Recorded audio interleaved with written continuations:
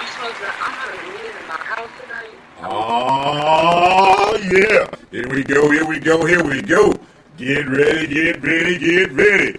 Oh, yeah. It's me. It's your boy, the Louisiana Country Boy, coming at you live once more again with a whole hot and heated episode of My Worthless 2 Cents, where your approval is not needed. Boy, I told y'all. I had a prelude to the kiss. Well, look at him. I got the whole kiss up in here now. Yes, indeed. Joining your boy, the Louisiana Country Boy. Joining your boy, the Louisiana Country Boy. Joining your boy, the Louisiana Country Boy, is the one, the only, the magnificent, the face of Dakota. That's what I got a new name for. The face of Dakota. Yeah. Oh, the anchor, the showstopper, the reporter. She's a reporter, y'all. She's a reporter. She be reporting things. But guess what?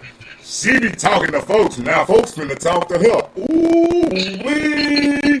Yes, indeed. Joining me tonight. Yes, it is an honor. It is a privilege. I am proud to say I have on the mic check, an HBCU graduate and a poet all the way from Dakota. The one, the only, Kaylin McGlothen. Oh, y'all get ready. Sit back, relax, put on your headgear, cause the country boy and the Dakota girl finna put something up in your ear. Y'all ready?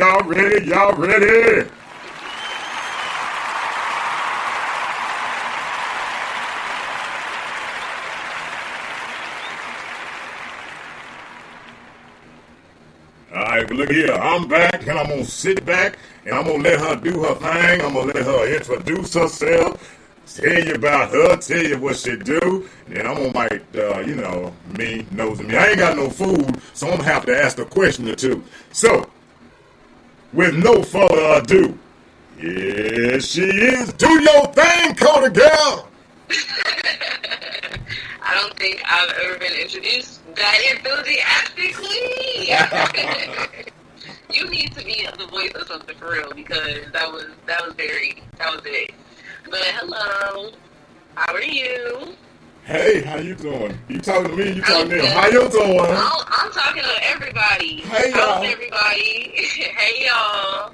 I don't know why you left out the fact I'm from Grambling. I'm from North Dakota. I'm sorry. Don't do that. You know, I don't even know why you would leave such a detail like that out. But I'm from Grambling now, but I just got to North Dakota, and I just lived here for a couple of years to do my due diligence in my career field. Wait a minute. Don't do that. You know I had to slap my own hand. Yeah, because I was slap your hand. You was real. Look, I'm sorry, y'all. She from Grambling, y'all. She from Grambling, Louisiana. So she ain't only a Dakota girl, she a country girl. Hey, did you see the video of me shucking corn the other day? I saw you shucking corn. That's what I'm talking about. That's that countryness came out. Look, well, first of all, you kind of look like you were scared stepping off in that cone. They said something about regular, so they don't do that. I don't do that. Well, I said, let me hurry up and film this video real quick and get out. Oh my Lord. So, how long you been up in Dakota? I'm going on 3 months now. I got here at the end of June. I graduated in May. So I moved up here like 3 weeks after my graduation, and I stayed up here for a week, and then I started my job. All right. Well, I'm gonna be nosing. Since you always asking questions of other folks, I hope you ready, because old country boy got 1, 2, maybe. I'm hungry, so it ain't gonna be that many questions. I ain't got no food to eat. Oh Lord. But look here. So tell me, what made you decide to go to the Dakota? Well, wait a minute. There's a north and a south It may be an There East is. Dakota. I don't even know. I don't even know where Dakota is. No east, just the north and the south. Okay. But I'm in North Dakota. I'm in the capital of North Dakota, Bismarck. So Bismarcky? no, not that one. Oh, okay. Rest in peace. Don't do that. Don't do that. But I actually did. I was applying for jobs while I was in undergrad. I had applied to over like 150 jobs, and the news director ended up messaging me on Facebook because she saw that I was graduating, and she asked me if I would move to North Dakota. So then, this was the only job that I didn't apply to. I didn't even answer any of my other offers after I applied to the jobs, and I kind of knew that this is where I wanted to be. So she reached out to me unprovoked, really. She had faith in me as a journalist and just coming out of college. So it was interesting to see her just reach out to me like that. Man, so that was divine intervention. You were supposed to be in Dakota. Yeah, I've never even thought about living in North Dakota. Like, I ain't even ever Googled North Dakota before. Like, you had to look it up on the map too, huh? I still don't know where I am on the map, to be honest. I just know Canada a couple hours away. And I'm 45 minutes from Mountain Time Zone. I don't know where I am, to be honest. Oh, Lord. So how is it? I mean, honestly, on the for real, how is it being separated? How is it when you're talking about moving from the South all the way to the Dakotas? That's one. Two is the fact that you are just like fresh out of college. So you like for real started. Like when people talk about, I'm finna start my life. What's that song? Starting all over again. You like did it for real. Like you took a serious leap of faith, like for real. Yeah, everything just kind of like fell into place. Like I found my apartment really quickly. I had my first interview on the phone. She called me. It was really casual, and one thing that stood out to me was that she was a woman news director, and the rest of the people that I had spoken with were men news directors. So I'm in like a lot of Facebook groups and stuff with other women journalists, and I've seen like how toxic a newsroom can be. So me being in North Dakota was my opportunity to like kind of mess up without a whole audience, a huge audience, and not going viral on Twitter or something, and just. It's a good starting station for sure, because the newsroom is not a toxic newsroom at all. It's very healthy.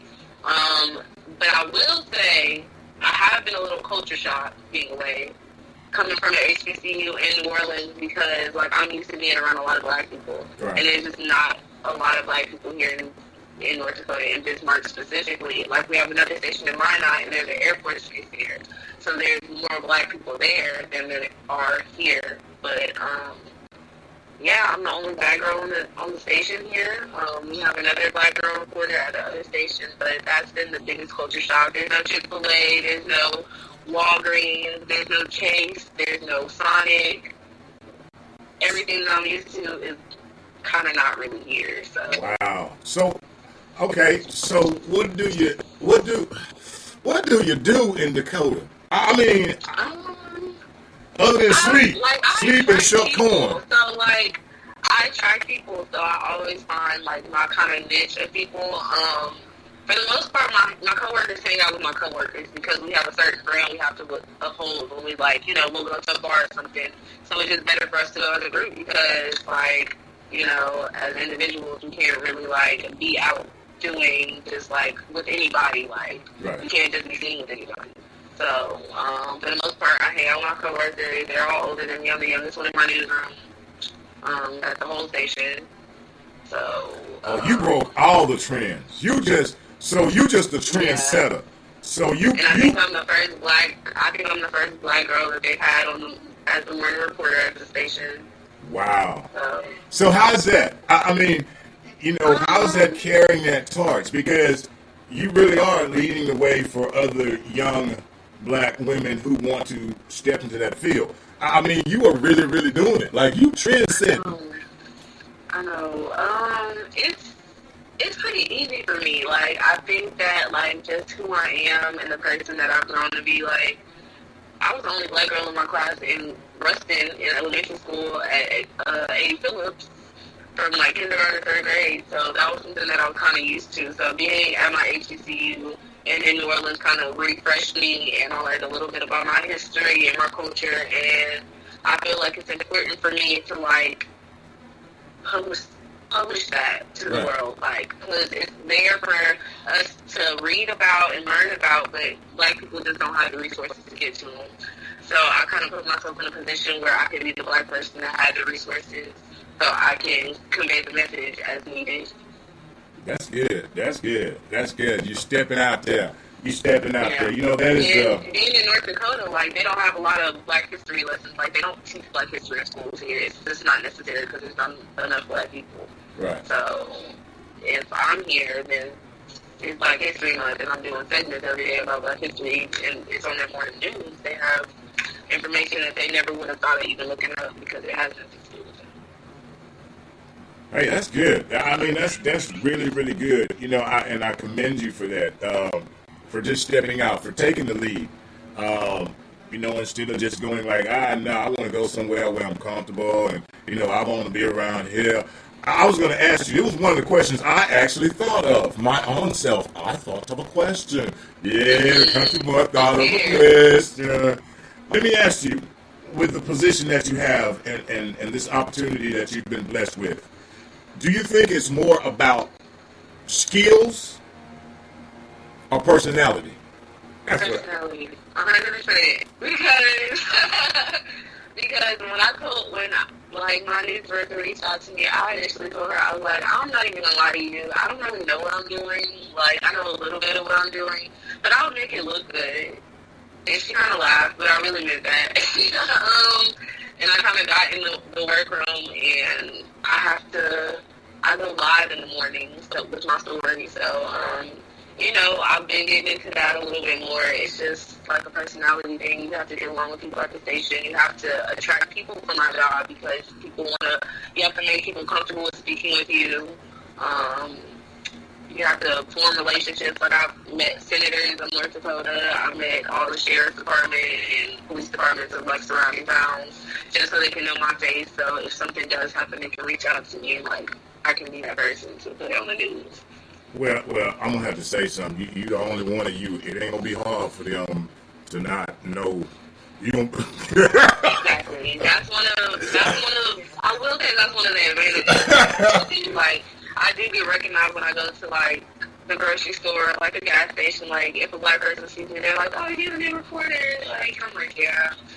And I love finding, like, Black businesses around town because there's not that many of us. So, like, every time I find a Black business, I grab their business card just in case I need to do a story on something, and I can include them in it just so they can get that type of publicity. But hey, that is what I'm talking about. And if you know, and I don't know if you know anything about the purpose of this show, the reason I do it is the same reason. To be able to get people out and the things that they do and to encourage people and to uplift people. And I don't think that we do enough of it. I think that and when I say we, I'm not even talking about color. I'm just talking about we as people. You know, what you have and what you're doing and the position that you are in was for you. When I say that, nobody else could have had it. It was meant for you. It was meant for you from the day that you were born. It was like, this Miss McGlothen right here, she gonna be right up here in Dakotas. She gonna be a Dakota girl. But it was for you. So it wasn't like you were in a competition with anybody. And too many people think that they're in competition with somebody to get something.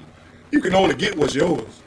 And that's just my opinion. That's my word for this 2 cents. I agree 100%. You know, and it's crazy because, like, I had a 4th grade teacher that told my grandmother one time, she's going to be on TV. And, like, at the time I wanted to be a pediatrician, so I had no idea what that meant. And, like, we're friends on Facebook now, and I was like, hi, Mr. Westy, you told me I was going to be on TV, and he was like, yeah, and I was like, well, I just got a job for the news, and he kind of like, he was like, wow, that's great, that's amazing, so he kind of like, every time I post a story, he's just so supportive. I've had people that kind of like push me. I always knew I needed a TV show, but this is a good start. Hey. Because my life was too interested in not having a camera crew follow me around. I needed to be making some money off of that somehow. Hey, I'm with you. I'm trying to think because I was driving today, and I was trying to think of a show name for you. What about McGlothen's? The McGlothen girl. Oh my God. Welcome to the McGlothen girl. Oh my God. I'm just saying, you know, the country boy, I be out there trying to, you know, I was like, oh, she gonna have her own, like, kind of like Oprah started with her, you know. Right, that's what I'm saying, but why it can't just be my name? My name's pretty cute, Kaylin. Yeah, it is, you know, Kaylin. Chats with Kaylin in the morning. Hey, chat with Kaylin. Y'all hear that? Chat with Kaylin in the morning with a K, like, you know, chat with a K. Y'all hear it? Speak it into existence. Say it again. Say it again. Chat with Kaylin in the morning. Oh, Hi, yeah. welcome to Chat with Kaylin in the morning. Today we have Look Michelle Obama. Let me just throw that name in there because I need that in that water because... at that. Hey, speak it into it. Speak up. Yeah. If you don't put no fish in the water, ain't gonna be none in there. Right. Ain't gonna be you none. Go Walmart and get some fish. Yeah. Throw it in the water. You know I ain't around nobody in the water up here. I'm struggling. Oh Lord. So let me ask you. So, you know, I know you go to the, you know, I like to eat, so you know I got to ask about the food situation. You know, I know. First of all, you came from Grambling.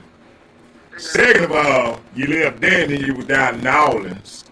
I know. Okay, now you're up. So how are the crawfish up in Dakota? I wouldn't even eat crawfish in Dakota because what body of water are they getting it out of? The Missouri River? I don't want no crawfish from the Missouri River, so I've already been warned to not eat seafood here. Really? Yeah, the barbecue is good, and the steak is really good because they're agriculture. Like, they're into farming and stuff, so the steak is really good. Yeah, I see you, country boy. You are a mess. It's really not that much different from Grambling, to be honest. Wow. So, like, I would really compare it to Lafayette if I had to compare it to a city in Louisiana, for real, because it's just, they farm here. Okay. There's, like... Just farming. There's nothing. There's lots of and lots winter, of I'm not ready for that at all. They said 40 below. Oh, 40 below what? 40 below? 40 below who? Because 40 below what? I'm in my house. Wow. Yeah, so they've been trying to, like, get me prepared for that. I've been having to buy, like, winter clothes. It's coming, too, because, look, we're rolling into September. Yeah, it's starting to get cool outside. Like, it's like 45 at night here. It's 50 when I go to work in the morning. And then by the end of the day, it's been back to like 80 maybe. Wow. But, yeah, 40 below. They said I got like 2 more weeks with the 80-degree weather and it's over with. So. Wow. Enjoy the summer while you got it, huh? Enjoy it while you got it. Hey, but you know what? That's good because now I think that's a positive thing because you get to experience all the seasons. Yeah, that's kind of why I came here, just so I can say, like, I experienced somewhere like North Dakota, because nobody ever thinks of living in North Dakota. That's not something normal.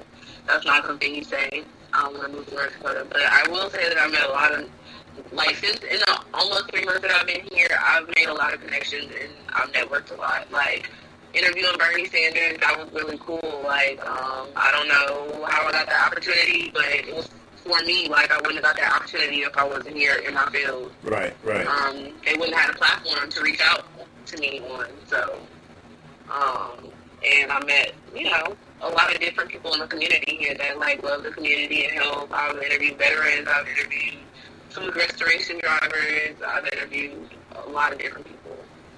Like, people losing their houses to fires, single mothers, recovery stories, recovering addicts. It's just a lot. Like, I mean, a lot. I just get to network a lot here, and that's what I like to do. I like to network. So what was your most heart-wrenching story that you've done so far since you've been up there? What was the one that made you like, ooh, I might have to walk away from the mic just for a minute?